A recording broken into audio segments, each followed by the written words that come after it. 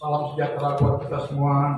Puji Tuhan, pagi ini saya ingin menyampaikan kepada kita untuk kembali memberikan semacam pencerahan kepada kita. Karena sudah seringkali kita mendengar firman yang mengatakan bahwa manusia itu diciptakan dari tanah dan kembali kepada tanah.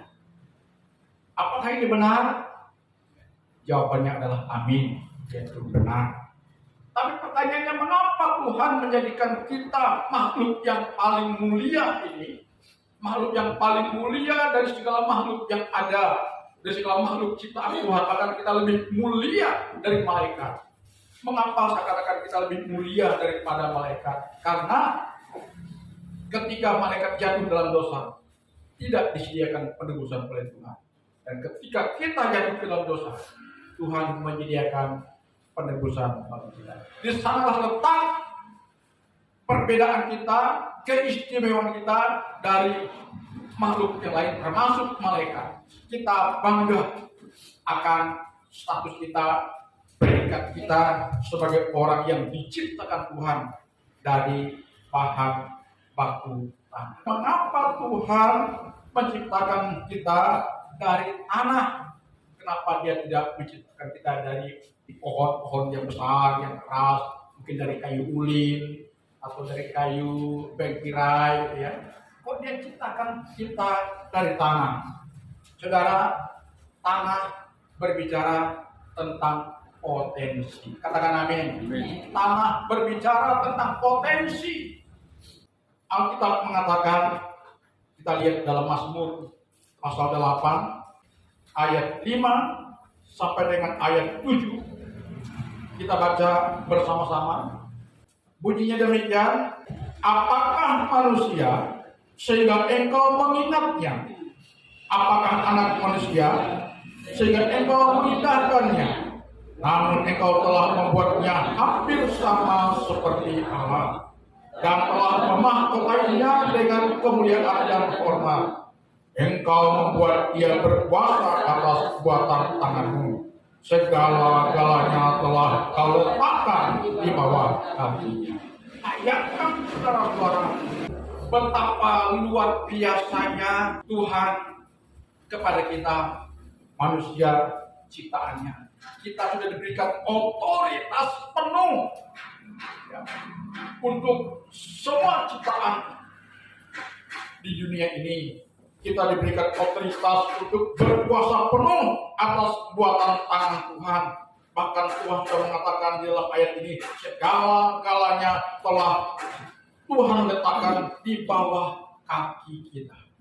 Di sini kita harus menyadari bahwa saya dan saudara adalah makhluk ciptaan Tuhan yang terhebat. Katakan amin. Ya, itu sebabnya kalau kita diciptakan dari tanah, berarti kita telah diberikan segala potensi yang selama ini kita tidak sadari. Bayangkan saudara, dari tanahlah kita bisa melangsungkan kehidupan kita. Tanah kita olah, kita tanam apa saja bisa tumbuh. Dan dari tanahlah batu bisa diolah menjadi jalan raya, menjadi material untuk kita membangun rumah kita. Dan di dalam tanahlah kita bisa memperoleh migas, ya, seperti solar, bensin, oli, batu bara, emas, intan, batu-batu permata yang mahal, itu juga dari tanah. Bayangkan saudara, tanah penuh dengan segala potensi. Jadi kalau kita diciptakan dari tanah, berarti kita ini sudah diberikan segala potensi oleh Tuhan. Dan dengan menyadari akan keistimewaan kita ini, maka kita harus memposisikan diri kita ini sebagai orang yang telah diberikan kuasa, diberikan otoritas oleh Tuhan, supaya kita dapat mempergunakan potensi yang ada pada diri kita. Ya, kalau kita kurang menyadarinya, di sanalah letak mengapa kita sebagai anak manusia menjadi tidak produktif di dalam hidupnya. Kita berhenti dengan nasib, takdir, dan sebagainya. Padahal dalam prinsip rohani tidak ada istilah nasib, tidak ada istilah takdir, karena Tuhan sudah memberikan potensi kepada kita untuk kita kembangkan, untuk kita berdayakan, ya, untuk kita gunakan, untuk kita dapat menikmati kehidupan di kesetaraan dunia ini. Ini yang pertama, ya. Karena itu mari dengan potensi, dengan pemberdayaan yang sudah Tuhan percayakan kepada kita, yang sudah Tuhan berikan kepada kita, mari kita jalankan dan kita laksanakan. Katakan amin. Jangan lagi berkata, aku tidak punya keahlian. Jangan lagi berkata, aku tidak punya pendidikan tinggi. Jangan lagi berkata, aku tidak punya gelar kesejanaan. Jangan lagi berkata, aku manusia lemah. Jangan lagi berkata bahwa kita semua sudah diberikan potensi yang sama, pemberdayaan yang sama, dan itu berulang daripada pribadi kita. Kalau kita mau melaksanakan dan mengerjakan sesuai dengan potensi yang Tuhan sudah berikan kepada kita, kita akan menjadi manusia yang berdaya guna. Katakan amin. Haleluya. Kita akan menjadi manusia yang pasti bisa menikmati yang namanya, saya pakai kata kejayaan. Kejayaan bukan berarti kita harus kaya seperti konglomerat, tapi kejayaan kita berjaya dalam kita menjalani hidup kita hari lepas hari, ya. Berjaya dalam arti kita bisa memenuhi seluruh kebutuhan hidup kita selagi kita ada di dalam dunia ini. Kata percaya juga berarti bahwa kita diberikan kemampuan, diberikan otoritas untuk mengatasi setiap tantangan, rintangan, masalah, problematika kehidupan.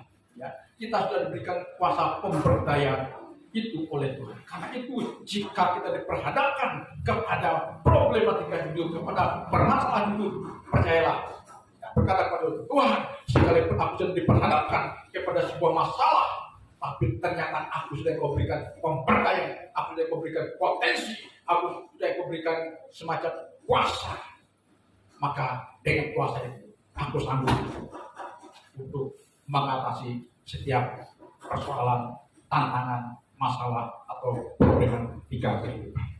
Ingat saudara-saudara, ya, saya ulangi lagi di dalam ayat yang ke-7 ini, Tuhan memahkotai kita. Maksudnya Tuhan membuat kita manusia berkuasa atas buatan tangannya. Apalagi segala-galanya telah Tuhan letakkan di bawah kaki kita. Segala-galanya mencakup semua problematika kehidupan yang mungkin akan menghampiri kita, sebuah banyak permasalahan, ya, yang akan kita hadapi atau yang sedang kita alami. Tuhan telah memberikan kepada kita sebuah pemberdayaan untuk kita mampu mengatasinya dan menyelesaikannya. Karena kuasa itu sudah ada pada diri kita. Katakan amin. Haleluya.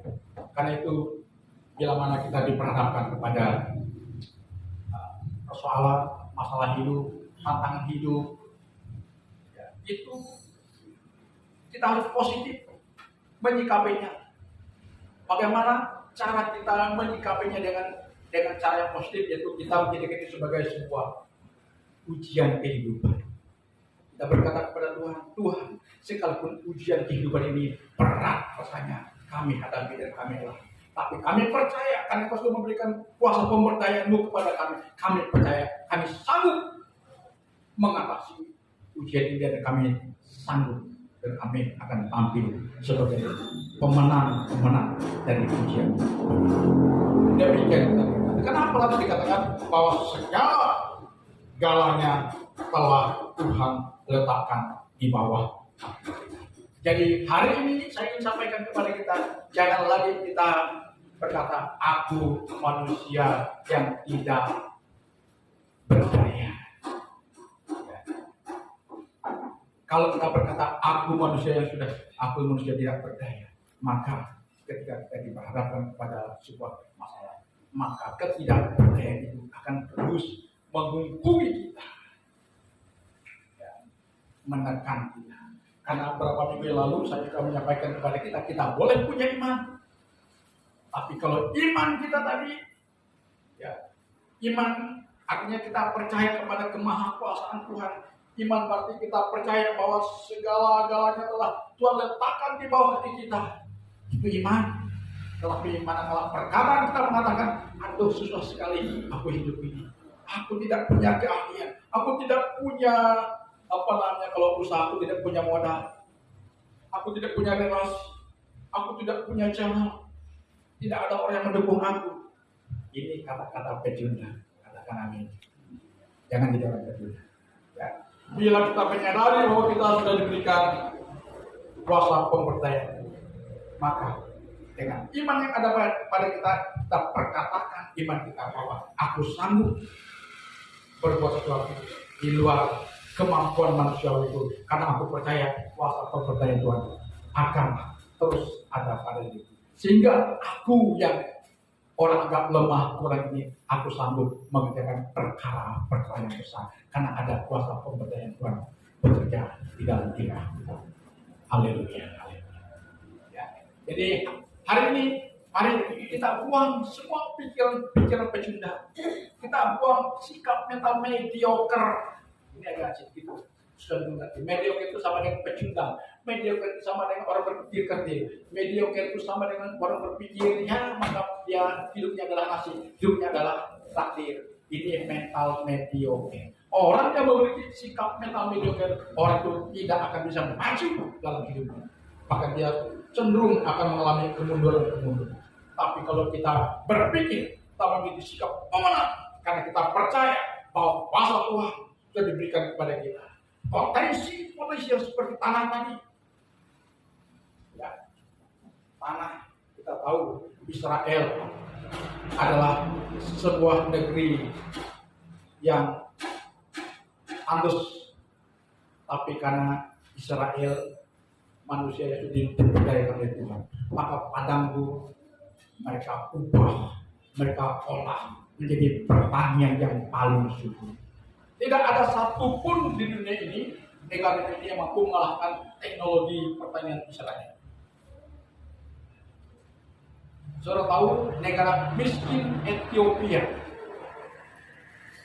setelah mereka kerjasama dengan pemerintah Israel, lalu pemerintah Israel membantu rakyat Ethiopia dengan memberikan teknologi pertaniannya. Sekarang negara Ethiopia menjadi negara yang sejahtera sekarang. Dia tidak lagi pada status sebagai negara miskin karena mereka menggunakan teknologi Israel. Salah satu negara pengekspor buah-buahan yang bagus kualitasnya adalah Israel. Israel negara yang minus sumber daya alam. Ya, termasuk intan, tidak ada taman intan di Israel, tapi mereka adalah negara yang tidak ada duanya di dunia. Mereka sanggup untuk sebagai pembuat mutiara yang dari intan. Saya pernah masuk ke toko intan di Israel. Saya pernah melihat gundukan intan besar-besar di lemari kaca. Ada yang dibuat dalam bentuk kalung, dalam bentuk cincin, dalam bentuk gelang. Pernah saya tanya yang dalam bentuk cincin, ya. Coba tanya, kan? Kita di etalase, saya lihat ada yang $10,000. Hanya, begitu saya, mana ada duit. Paling murah, $1,000, paling kecil. Ada, angkat tangan kita. Cuma lihat saja. Sampai orang Israel yang punya toko tadi mengatakan, lihat kami, dia bangga.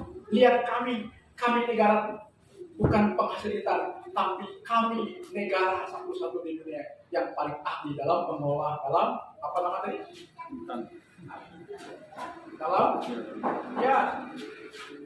mengolah intan menjadi permata. Yang mereka mengolah selama buat perhiasan itu sangat terkenal. Sehingga sebagian besar intan di dunia ini harus diolah di Israel. Ya, luar biasa kan? Kenapa Kenapa demikian?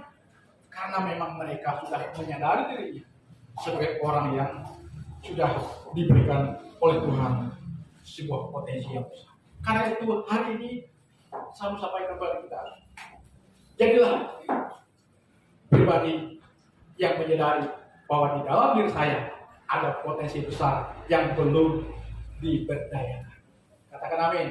Di dalam diri saya ada potensi besar yang belum pernah saya perdayakan secara maksimal. Seperti tanah berbatu-batu, tanah semak-semak. Kalau kita olah, kalau kita kelola, kita cangkul, ya kita pupuk, kita tanam, niscaya hasil tanahnya akan berbeda. Katakan amin. Demikian juga kita. Karena itu apapun keadaan kita, walaupun kita mungkin minus pendidikan, kita minus keahlian, tapi percayalah, dengan kita menyadari status kita sebagai ciptaan Tuhan yang sudah diberikan potensi oleh Tuhan. Mari gunakan potensi yang Tuhan berikan kepada kita. Katakan amin. Gunakan potensi yang Tuhan berikan kepada kita. Di saya kita akan terheran-heran melihat nanti hasilnya. Katakan amin. Jangan kita berpikir dan berkata, hidupku memang begini, sudah nasibku begini, takdir Tuhan kepadaku begini. Udahlah, kita menyerah kepada nasib, kita menyerah kepada takdir. Inilah namanya mental pecundang. Kalau itu masih terus mengungkungi kita, membelenggu kita, maka kita tidak akan pernah menjadi manusia yang produktif dan manusia yang maju.